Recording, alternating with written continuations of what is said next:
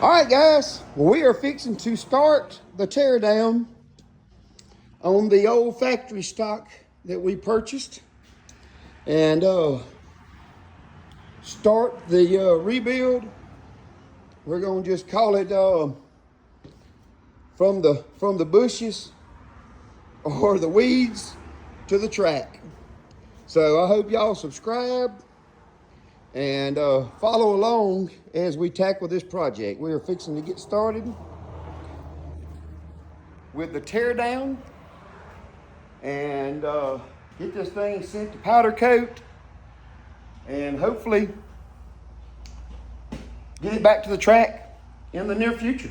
So anyway, hey, y'all subscribe, follow along, and watch this thing come back to life.